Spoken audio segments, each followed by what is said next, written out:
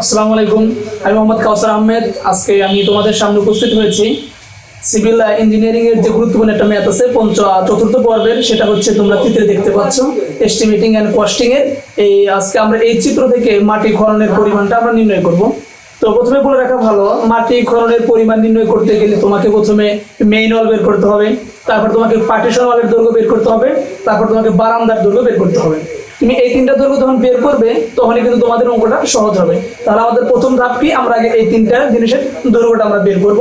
তোমরা চিত্রে একটু লক্ষ্য করো। আজকে আমার প্রশ্ন হচ্ছে ইমারতটির মাটি খননের পরিমাণ আমাদের নির্ণয় করা।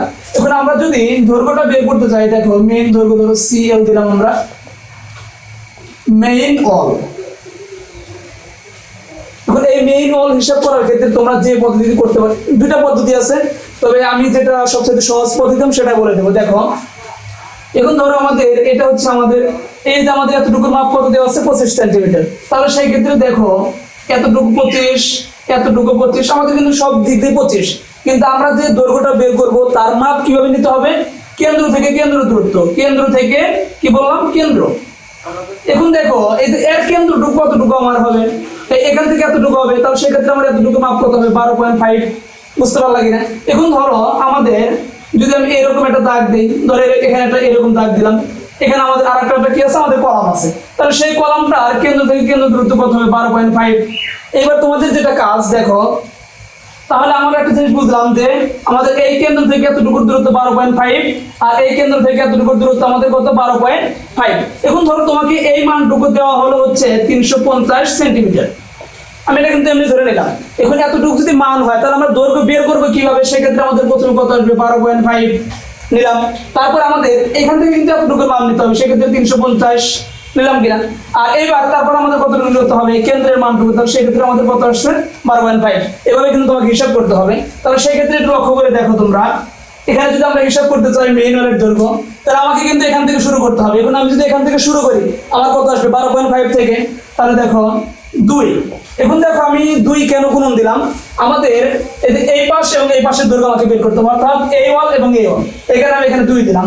এখন দেখো আমাদের শুরু হবে কত থেকে 12.5 থেকে, 12.5 যোগ। আচ্ছা এবার দেখো এই যে এখানে 4.0 এবং 5.0 মিটার দেওয়া আছে। এখন এই যে 4.0 এটা হচ্ছে যে এইখান থেকে এতটুকুর মান কত 4 মিটার, এবং এইখান থেকে এতটুকুর মান হচ্ছে আমাদের 5 মিটার। তাহলে সেই ক্ষেত্রে তোমরা একটু লক্ষ্য করে দেখো, আমাদের যেহেতু এইখান থেকে এতটুকুর মান 4 মিটার, তাহলে সেন্টিমিটার নিলাম, কত হয় আমাদের 400। বুঝলা কিনা এতটুকু? এইবার তুমি কিন্তু এতটুকু আসার পর তোমাকে কিন্তু এই পুরাটুকু নিতে হবে। এখন পুরাটুকু যদি তুমি নিতে চাও তাহলে সেই ক্ষেত্রে আমাদের কত 25, কারণ আমাদের কলামের দৈর্ঘ্যটা কিন্তু 25, তাহলে সেই ক্ষেত্রে আমাদের এখানে কত আসবে 25। আবার কেউ যদি এরকম লেখো যে 12.5 যোগ 12.5 তাও হবে। এখন দেখো তুমি কিন্তু যখন এতটুকু নিলাম তাহলে 25 হইল, এখন তোমাকে এইখান থেকে এতটুকু নিতে হবে। তোমরা কি বলতে পারবে এখান থেকে এতটুকুর দূরত্ব কত? অবশ্যই, কারণ দেখো এই যে 3 মিটার আমাদের দেওয়া আছে, সেই ক্ষেত্রে আমাদের কত হবে এটা 300 মিটার। আচ্ছা নেওয়ার পরে এই যে এখানে দেখো আমি কিন্তু এতটুকু আসলাম, তারপর তোমাকে কি করতে হবে এতটুকু নিতে হবে, কেন্দ্রবিন্দু দূরত্ব নিতে হবে, সেক্ষেত্রে তার মান কত 12.5। তাহলে আমরা এখানে কত দিলাম 12.5। ঠিক আছে কি আমার কথাটা? আচ্ছা এখন দেখো এতটুকু করার পরে আমি 2 কেন গুণ দিলাম সেটা কিন্তু প্রথমেই বলে দিয়েছি। এই ওয়াল এবং এই ওয়ালের দৈর্ঘ্যের জন্য আমরা 2 দিয়েছি।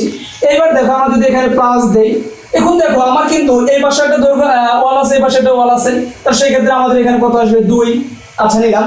এখন এটা কিন্তু আমরা সে আগের মতোই করব। দেখো তাহলে বলো তো আমরা যদি এখান থেকে এতটুকু মান নিতে চাই তাহলে আমরা শুরু করবো কত থেকে? কেন্দ্র দূরত্ব থেকে, তাহলে সেই ক্ষেত্রে মান কত আসবে 12.5 প্লাস। এখন দেখো এই যে এখান থেকে এতটুকুর দূরত্ব আমার কত 5 মিটার, তার মানে কি 500 সেন্টিমিটার। তারপর তোমাকে এতটুকু আসার পর নিতে হবে কি কেন্দ্রবিন্দু দূরত্ব, সেই ক্ষেত্রে দূরত্বটা কত হয় 12.5। বুঝতে পারছি আমার কথাটা? আচ্ছা এখন দেখো 2 কেন দিলাম সেটা বলা হয়েছে। এবার আমি যদি এটাকে ক্যালকুলেশন করি তাহলে দেখো আমাদের কত আসে।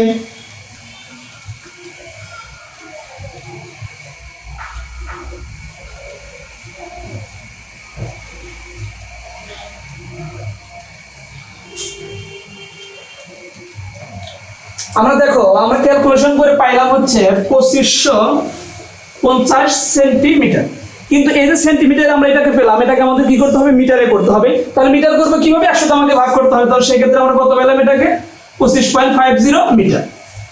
তোমাকে কিন্তু প্রথমে কিন্তু এই মেইন হলের দৈর্ঘ্যটা বের করতে হবে। আমি আশা করি তোমরা এতটুকু বুঝতে পেরেছো। এখন আমার যেটা কাজ সেটা হচ্ছে পার্টিশন হল আমাকে বের করতে হবে। এখন পার্টিশন হল কোনটা? পার্টিশন হল কি, যেটা আমাদের কক্ষকে দুই ভাগে বিভক্ত করে, সেটা হচ্ছে আমাদের পার্টিশন হল, যে ওয়ালটা। এখন দেখো তুমি যদি এই ঘরের ভিতরে অবস্থান করো, তাহলে তুমি লক্ষ্য করে দেখো তোমার এই ঘরটা কিন্তু নির্দেশ করেছে এই ওয়ালটা থাকার কারণে। যদি ওয়ালটা না থাকতো সেক্ষেত্রে তোমার কিন্তু দুইটা মিলে কিন্তু একটা কক্ষ হয়ে যেত। তাহলে যেহেতু এটা একটা ইমারতকে দুইটা কক্ষে বিভক্ত করেছে এই ওয়ালটা, সুতরাং এটা হচ্ছে আমাদের পার্টিশন ওয়াল। এখন আমরা যদি পার্টিশন ওয়ালটা হিসাব করতে চাই, তাহলে তোমাদের যে কাজ করতে হবে, দেখো আমি এটা একটু মুছে দিই, তাহলে সবচেয়ে ভালো হয়। দেখো তাহলে আমরা মেইন ওয়ালের দৈর্ঘ্য কত পাইলাম?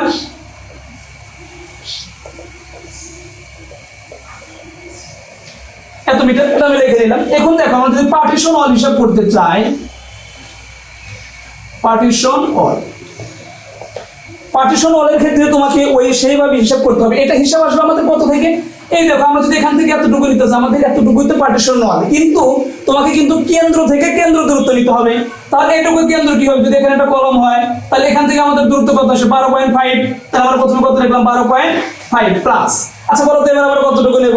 এবার আমাদের কিন্তু এখান থেকে এতটুকু নিতে হবে। সেই ক্ষেত্রে এখান থেকে এতটুকুর মাপ কত? এই যে এই পাশের মাপটা, অর্থাৎ 300 সেন্টিমিটার। তাহলে আমাদের কত হলো? 300 সেমি। আচ্ছা বলো তো আমাদের 300 সেমি মানে কতটুকু আসা বলতে? এই পর্যন্ত। কিন্তু আমাকে কিন্তু এখানে কেন্দ্র থেকে কেন্দ্র দূরত্বটা নিতে হবে। তাহলে সেই ক্ষেত্রে এখানে এতটুকু মাপ আসে কত? 12.5। তাহলে এটা আমরা 12.5 দিলাম। এটা যদি আমরা হিসাব করি তাহলে দেখো আমাদের কত আসে? 12.5 যোগ 300 যোগ 12.5, আমরা পাইলাম হচ্ছে 325 মিটার, সরি 325 সেন্টিমিটার। এটাকে যদি আমরা মিটারে করতে চাই তাহলে 100 দিয়ে ভাগ করতে হবে, তাহলে হয়ে যাবে 3.25 মিটার। এখন তোমাকে এই পার্টিশন ওয়াল বের করার সময় একটা জিনিস মনে রাখতে হবে, সেটা হচ্ছে জয়েন্ট তোমাকে বের করতে হবে। কি বের করতে হবে? জয়েন্ট। এখন জয়েন্টটা কি? এখন দেখো যদি তোমরা ধরতে না পারো যে জয়েন্ট সংখ্যা কি, তাহলে সেক্ষেত্রে আমি একটা মনে রাখার বুদ্ধি বলে দিই। 1 2, এই 12.5 হিসাবের খাতায় যতটা আসবে ততটুকু হবে তোমাদের জয়েন্ট। তাহলে বলো এখানে আমরা জয়েন্ট কয়টা পেলাম? আর আমাদের জয়েন্ট হবে কতটি? 2টি। এখন চিত্র যদি একটু লক্ষ্য করে দেখো, আমাদের এই পার্টিশন ওয়ালটা কিন্তু এখান থেকে যুক্ত হয়েছে এবং এখানে যুক্ত হয়েছে। এখানে কিন্তু আমরা জয়েন্ট কয়টা পেলাম? 2টা। আর যদি তোমরা যদি সেইভাবে বুঝতে না পারো, সেক্ষেত্রে এখানে 12.5 যে কয়টা আসবে সেই কয়টাই হবে তোমাদের জয়েন্ট সংখ্যা। ওকে, আচ্ছা এইবার আমাদের যেটা কাজ দেখো, তাহলে পার্টিশন ওয়ালের দৈর্ঘ্য কিন্তু আমরা কত পেলাম? 3.25। এখন আমাকে বারান্দাটা হিসাব করতে হবে। তাহলে বারান্দা ক্ষেত্রে দেখো, বারান্দা, এখন দেখো এই যে আমাদের এটা বারান্দা, ঠিক না? এই বারান্দা তোমরা একটা জিনিস লক্ষ্য করে দেখো, আমাদের এই যে এতটুকুর মাপ কত তোমরা কি বলতে পারবে? এতটুকুর মাপ কিন্তু 500 সেন্টিমিটার। কেন? এই দেখো আমাদের এখান থেকে এতটুকু মাপ কত দিচ্ছে? 500। তাহলে এখান থেকে এতটুকু যদি 500 হয়, আর এখান থেকে দেখো এই এতটুকু যদি আমাদের 500 হয়, আর এটা যদি 300 হয়, তাহলে এতটুকু কত হবে আমাদের? 200। তাহলে সেক্ষেত্রে ধরো আমি এটা এখানে লিখে নিই, তাহলে ভালো হয়। তাহলে আমাদের এতটুকু মাপ কত পেলাম আমরা? 200। কিন্তু এটাকে কিন্তু ওই সে আগের নিয়মে তোমাকে হিসাব করতে হবে। তাহলে প্রথমে আমাদের কত আসবে? 12.5 আমরা নিলাম। এখন দেখো 12.5 নেওয়ার পরে তোমাকে কিন্তু এই যে এতটুকুর দৈর্ঘ্য তোমাকে নিতে হবে। হ্যাঁ, কিন্তু এখানে তুমি নিবা কেন্দ্র থেকে কেন্দ্র দূরত্ব নিতে হবে। এখানে আমরা কত লিখলাম? 12.5। এখন এইখান থেকে তুমি এখানে আসার পরে তোমার দূরত্ব কতটুকু হবে? 300 সেন্টিমিটার প্লাস। তাহলে এখান থেকে আমি কিন্তু এতটুকু আসলাম, তারপর কি নিতে হবে? কেন্দ্র দূরত্ব। বলতো কেন্দ্র দূরত্ব কত? 12.5। তো সেক্ষেত্রে 12.5। এখন সরি, এখন আমাকে আরেকটা কাজ করতে হবে, আমাকে কিন্তু এতটুকু লেন্থ নিতে হবে। তাহলে এটা আমাদের বারান্দা, সেক্ষেত্রে আমাদের এটা কত? 200 মাপ। ক্লিয়ার এখন তো? আচ্ছা, এটা যদি আমরা ক্যালকুলেশন করি তাহলে দেখো আমাদের কত আসে?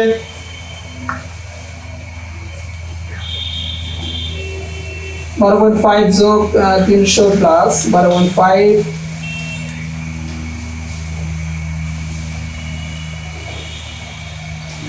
দেখো 525 পাইলাম। এটা কই আগের নিয়মে আমরা মিটারে করে নেব। তাহলে সেক্ষেত্রে আমাদের কত আসে? 5.25 মিটার। আচ্ছা দেখো এখানে তোমরা নিশ্চয়ই বুঝে গেছো যে এখানে জয়েন্ট সংখ্যা কয়টা হবে। হ্যাঁ, তোমরা ঠিকই বুঝেছো, কারণ এই 12.5 একটা আর এখানে একটা, কয়টা? 2টা। তাহলে সেক্ষেত্রে আমাদের এখানে জয়েন্ট সংখ্যা আমরা কতটা পেলাম? জয়েন্ট সংখ্যা। তাহলে আমাদের জয়েন্ট সংখ্যা কয়টি হবে? 2টি। ঠিক আছে, এখন তোমাদের যেটা কাজ, যদি মাটি খননের পরিমাণ বের করতে বলে তাহলে আমাদের প্রথম কাজ আমরা মেইন ওয়াল বের করব, তারপর আমরা পার্টিশন ওয়াল বের করব, তারপর আমরা কি বের করব? বারান্দার ক্ষেত্রে, এবং তারপর আমরা হিসাব করব জয়েন্ট সংখ্যা। ঠিক আছে কথাটা? এখন দেখো আমি যদি এটা একটু শর্টকাটে লিখি তাহলে ভালো হয়। লক্ষ্য করো তোমরা সবাই, আমাদের এটা কি পার্টিশন অল। ঠিক আছে, এবার যদি বারান্দাটা যদি আমরা একটু লিখে নিই তাহলে ভালো হয় আমাদের। বারান্দা, বলো তো আমাদের বারান্দা কত পেলাম? 3.25 মিটার। এখন আমাদের যেটা কাজ সেটা হচ্ছে মাটি খনন। এখন তোমাকে যেটা মনে রাখতে হবে সেটা হচ্ছে মাটি খনন। এই মাটি খননের কাজটা হবে ঘন একক। কি হবে? ঘন একক।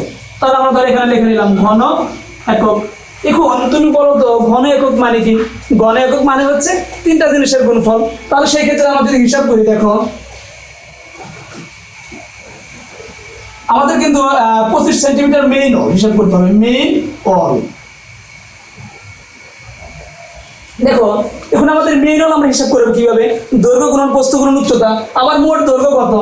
25.50। এটা আমাদের মোট দৈর্ঘ্য কিনা? এখন এটা যদি মোট দৈর্ঘ্য হয়, আমরা এবার আমরা একটু সেকশনে চলে যাব। এখন মাটি যখন তুমি করবে সেটাকে কিন্তু সেটা বর্গাকারে হতে পারে, সেটা আয়তাকারে হতে পারে। এই যে আমাদের সেকশন দেওয়া আছে, দেখো এতটুকু আমাদের কিন্তু এতটুকু প্রস্থ অনুযায়ী কিন্তু মাটি কাটতে হবে। তার সেক্ষেত্রে আমাদের প্রস্থ কত হবে? 70 সেন্টিমিটার।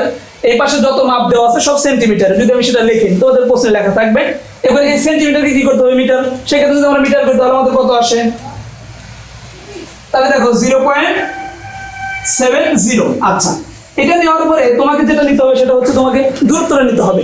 তার আগে একটা কথা বলে রাখা ভালো, এখানে কিন্তু যেহেতু একতলা ইমারত তুমি করছো, এখানে আমাদের সংখ্যা 1 গুণন দিতে হবে। সেটা আমি লিখিনি, তোমরা লিখতে পারো।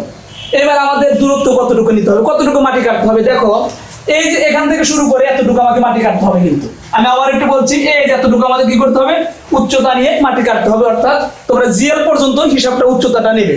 এবার এটা যদি আমরা হিসাব করি তাহলে আমাদের কত আসে? দেখো 15 15 15 15, অর্থাৎ 15 গুণন 4, কারণ 4টা 15। এবার এতটুকুর মান কত আমাদের? 10। আর তোমরা তো জানোই 7 সমস্ত একবার 5 মানে কত? এটা 7.5। সেক্ষেত্রে যদি আমরা হিসাব করি আমাদের কত আসে?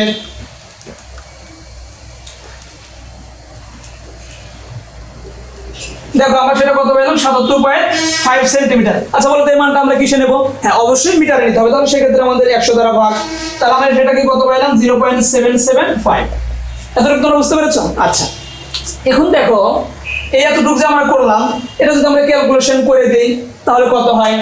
25.50 গুণন 0.70 গুণন 0.775, দেখো 13.83 m3। তাহলে এতটুকু আমরা পাইলাম। এখানে তোমাদের একটা মনে রাখার বুদ্ধি বলে দিই। এই যে তুমি মাটি খননের কাজ করতে যখন যাবে, এতটুকু এবং এতটুকু দৈর্ঘ্য এবং উচ্চতা সব প্রস্থ এবং উচ্চতা সবসময় জন্য এক থাকবে। মনে থাকবে কথাটা? শুধু পরিবর্তন হবে দৈর্ঘ্যের জায়গায়। এখন আমরা যদি পার্টিশন ওয়ালটা হিসাব করি, দেখো 25 সেন্টিমিটার পার্টিশন ওয়াল। পার্টিশন ওয়াল, এখন পার্টিশন ওয়ালের ক্ষেত্রে আমি দেখো প্রথমেই এখানে দৈর্ঘ্য প্রস্থ যা থাকবে সেটা লিখে নেবে। মানে 0.70 গুণন 0.775। কিন্তু দৈর্ঘ্য তুমি কতটুকু নেবে? হ্যাঁ, পার্টিশন ওয়ালের ক্ষেত্রে দৈর্ঘ্য বের করার ফর্মুলা আছে, একটা সূত্র আছে। সূত্রটা হচ্ছে এইরকম, দেখো সূত্রটা কি? দেখো আমি যদি লিখি এখানে এল, এখানে তুমি প্রথমে যেটা দৈর্ঘ্য এখানে পাবে সেটা আগে লিখবে 3.25 মাইনাস হাফ গুণন জয়েন্ট সংখ্যা, জয়েন্ট সংখ্যা গুণন প্রস্থ। সূত্রটা কি মনে থাকবে তোমাদের? তাহলে এটা আমাদের হচ্ছে, আমরা কিন্তু প্রথমে পেয়ে পাইছি, আর হাফ সূত্রের হাফ গুণন জয়েন্ট সংখ্যা গুণন প্রস্থ। এখন দেখো আমাদের 3.25 আমরা ঠিকই রাখলাম, হাফ ঠিকই রাখলাম। আচ্ছা বলো তো জয়েন্ট সংখ্যা কয়টি? আমি কিন্তু ইতিপূর্বে কিছুক্ষণ আগেই বলেছি যে জয়েন্ট সংখ্যা এখানে কয়টা? 2টা। তাহলে সেখানে আমাদের জয়েন্ট সংখ্যা 2। আর প্রস্থ আমাদের কতটুকু হবে? প্রস্থ আমি 70 সেন্টিমিটার, কিন্তু আমরা সেই মানটা কিসে নেব? আমরা মিটারে নেব। তাহলে সেক্ষেত্রে যদি আমরা হিসাব করি, এই দুই কাটা 3.25 এর ভিতর থেকে এটা বাদ যাবে। তাহলে আমাদের দেখো হিসাব করলে কত আসে। তাহলে আমরা এটাকে কত পেলাম? 2.55 মিটার। তাহলে বলো তো আমরা দৈর্ঘ্য এখানে কত দেব? 2.55 এটা আসলো। এবার এটাকে যদি আমরা ক্যালকুলেশন করি তাহলে দেখো আমাদের কত আসে। আমি এটা একটু এখানে লিখি।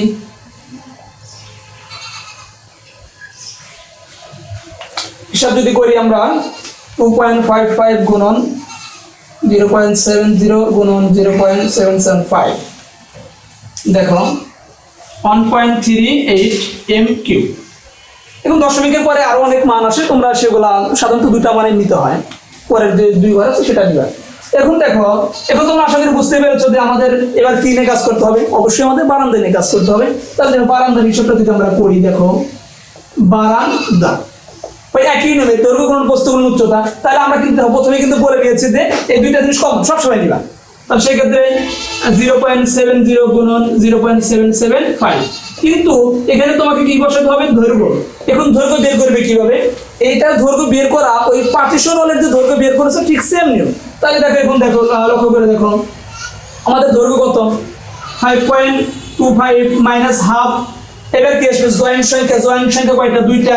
আমাদের প্রস্থ কতটুকু, 0.70। এটা যদি হিসাব করে দেখো কত হয়, 5.25 মাইনাস 0.70, 4.55। তাহলে সেটা আমরা এখানে কি করে দেবো, আমরা এখানে বসিয়ে দেবো। দেখো 4.55, ঠিক আছে।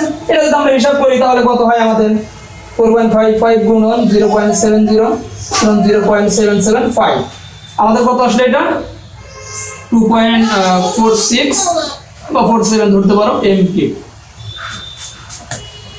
এতটুকু বের করার পর তোমাকে যেটা হিসাব করতে হবে, মোট মাটি খননের পরিমাণটা তোমাকে হিসাব করতে হবে। এখন দেখো আমরা লিখবো মোট মাটি খননের পরিমাণ।